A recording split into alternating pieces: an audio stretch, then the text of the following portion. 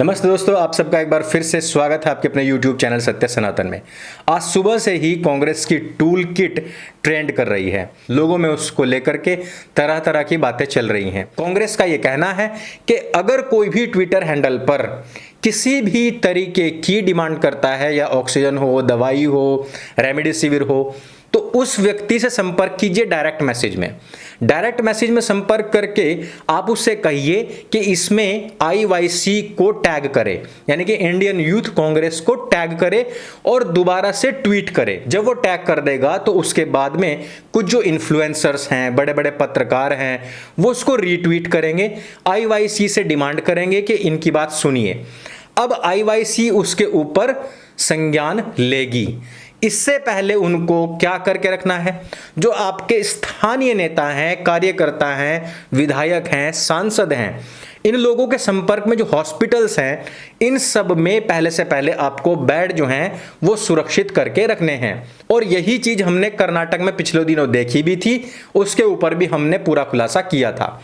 यहां पर आईवाईसी इस डिमांड को पूरी करने के लिए उन हॉस्पिटल्स में फोन करेगी और वहां से उनको वो सब सुविधाएं प्रोवाइड कराएगी। साथ ही साथ आपको यहां पर करना क्या है, आईवाईसी के अनुसार और इस टूल किट के अनुसार नरेंद्र मोदी की छवि बहुत ऊंची है, उसको हमें गिराना है। और इस छवि को इस पेंडेमिक में भी लोगों ने बरकरार रखा है और वो मोदी के विरोध में नहीं बोल रहे हैं। इसको गिराने के कुछ तरीके हैं, और वो तरीके क्या हैं?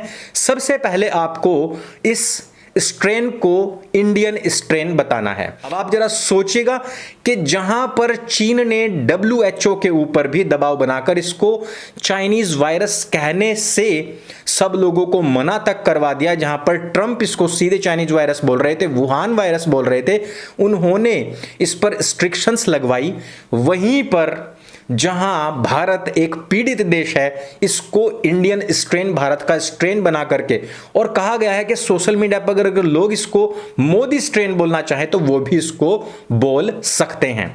तो यानी कि भारतवर्ष से इतनी ज्यादा नफरत इन कांग्रेसियों को, राहुल गांधी को और सोनिया गांधी को है, क्योंकि अध्यक्ष उपाध्यक्ष यही लोग हैं और इन्हीं लोगों के मार्गदर्शन में सारे काम चलते हैं। आज की तारीख में भी भारत को चाहे किसी हद तक बदनाम किया जाना हो, कांग्रेस उसमें सबसे आगे खड़ी हुई है। और यहीं पर यह टूल किट नहीं रुकती है, और आगे इसमें कहते हैं कि आप जो बहुत ज्यादा गंभीर कर देने वाले पिक्चर्स हैं उनको सोशल मीडिया पर पोस्ट कीजिए। इसके लिए जितने भी इन्फ्लुएंसर्स हैं, पत्रकार हैं, उनकी सहायता लीजिए। जो विदेशी मैगजीन्स हैं उनमें अपने लोगों को भेज करके, अभी आपने देखा होगा टाइम मैगजीन में जो आर्टिकल छपा हुआ है उसके राइटर भी हमारे भारत के वो लोग हैं जो हिंदुओं से, इस सरकार से, RSS से बेहद नफरत करते हैं। तो कहा गया है कि जितने भी विदेशी मीडिया हैं उन सब की हेल्प ली जाए और यहां पर उन सब सोशल मीडिया प्लेटफॉर्म्स के ऊपर उन सब फोटोज को डाला जाए ताकि लोग अंदर से हिल जाएं। बहुत दिनों से मैं इस चीज को नोटिस कर रहा था कि जो लोग या तो अपनी डीपी को श्री रामचंद्र जी या राम जन्मभूमि क्षेत्र को लेकर के डीपी लगाते हैं, जो अपने आप को मोदी समर्थक कहते हैं, वो लोग अब नरेंद्र मोदी को गाली दे रहे हैं और इस तरीके की जो ट्वीट्स की है पूरी तरीके से बाढ़ आ चुकी है। इस चीज को भी टूल किट में मेंशन किया गया है कि हम लोगों को ऐसे ट्विटर हैंडल्स तैयार कराने हैं जो देखने से लगे कि वो मोदी समर्थक और कट्टर हिंदुत्ववादी हैं, लेकिन वो इस विषय में भी देश को बदनाम करने का पूरा पूरा कार्य करें, सरकार को कोसने का कार्य करें। यानी कि पूरी तरीके से एक फैब्रिकेटेड दुनिया तैयार कर दी जाए जो रात दिन केवल भारत को बदनाम करने का कार्य करे, सरकारों के ऊपर सवाल उठाने का कार्य करे। एक और चीज थी कि मेरे बच्चों की वैक्सीन को विदेश क्यों भेज दिया गया, इसके ऊपर सब लोग कह रहे हैं कि मुझे भी गिरफ्तार करो, मुझे भी गिरफ्तार करो। राहुल गांधी ने भी इस तरीके का ट्वीट किया था। हालांकि राहुल गांधी जब पिछली बार गिरफ्तार हुए थे वो अटल बिहारी वाजपेयी से गुहार लगाते रह गए थे कि मुझे यहां से बचाओ, मुझे यहां से बचाओ, और अटल बिहारी वाजपेयी थे जिन्होंने राहुल गांधी को गिरफ्तार होने से, विदेश से भी बचा लिया था।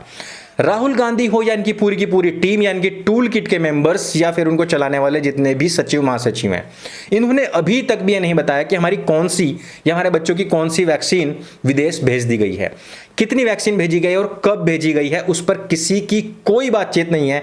सिर्फ और सिर्फ इनको अपनी ड्रामेबाजी करनी है और ये भी टूल किट का हिस्सा है। लेकिन टूल किट का जो सबसे सोचनीय और चिंताजनक विषय है, पॉइंट है, वो है कुंभ को सुपर स्प्रेडर बताना। जी हां, हिंदुओं को सुपर स्प्रेडर बताना, कुंभ को सुपर स्प्रेडर बताना कि यहां से ही सबसे ज्यादा कोरोना फैल रहा है। जबकि महाशिवरात्रि के स्नान के बावजूद उत्तराखंड में अभी तक उस लेवल पर कोरोना नहीं फैला है। जबकि दूसरी तरफ ईद को भाईचारे और सौहार्द का त्योहार बताना है, यह भी इनकी टूल किट में मेंशन है। यानी कि पूरी तरीके से केवल और केवल हिंदुओं को टारगेट करना है, हिंदुओं पर निशाना बनाना है, क्योंकि इनके अनुसार जो लोग कुंभ में जाते हैं वो भारतीय जनता पार्टी का स्ट्रॉन्ग वोट बैंक है, लेकिन जो लोग ईद मनाते हैं वो कांग्रेस अपने बाप की बपौती में लेकर के आई थी और वो उन लोगों का स्ट्रॉन्ग वोट बैंक है। बड़े बड़े रिपोर्टर्स के माध्यम से पीएम केयर फंड के ऊपर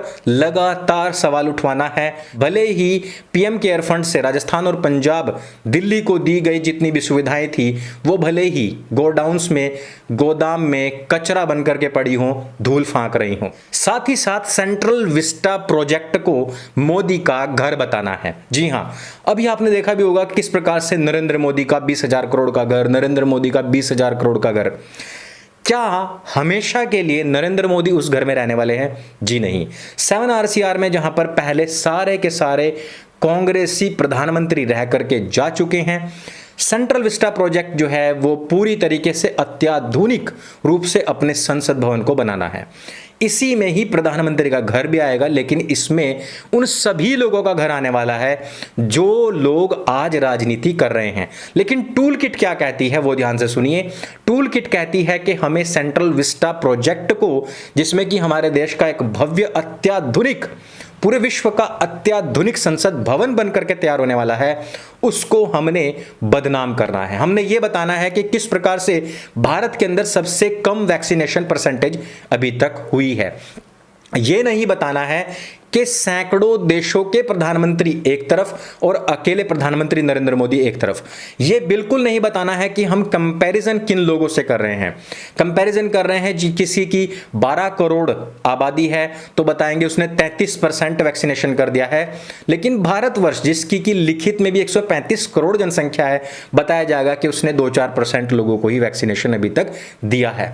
बात यहां पर वैक्सीनेशन परसेंटेज की नहीं बल्कि डोजेस की होनी चाहिए, कितने करोड़ डोजेस मिल चुके हैं। लेकिन पूरी तरीके से आप लोगों के सामने एक ऐसा मायाजाल खड़ा कर देना है ताकि आप लोगों को सबसे पहले अपने देश से नफरत हो, क्योंकि भैया पूरे विश्व को जो स्ट्रेन दिया है वो तो इंडिया ने दिया है। दूसरी बात कि आपको अपने धर्म से नफरत हो जाए, क्योंकि उधर तो आपका मंदिर बन रहा है, हॉस्पिटल्स तो कहीं बन ही नहीं रहे हैं, आपके कुंभ ने ही सारा वायरस फैलाया है, ईद में तो सब वैक्सीन बना रहे थे।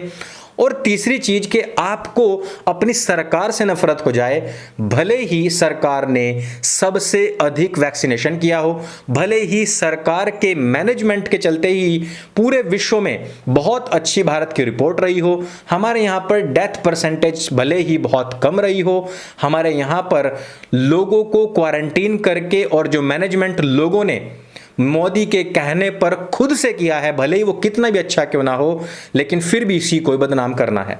अंत में सिर्फ आप लोगों से यही पूछना चाहता हूं कि क्या वो पार्टी जो अपने देश को, हमारे धर्म को बदनाम करने के लिए पूरी तरीके से उतर चुकी है, क्या वो पार्टी हमारे देश को संभालने के लायक है? क्या वो यहाँ के बहुसंख्यक हिंदुओं, सनातनियों को संभाल सकती है, या फिर वो वही राजनीति करेगी जो उसने अभी तक की है? आप लोगों के जो भी विचार हो इस विषय में, सभी लोग नीचे कमेंट करके हमें जरूर बताइएगा।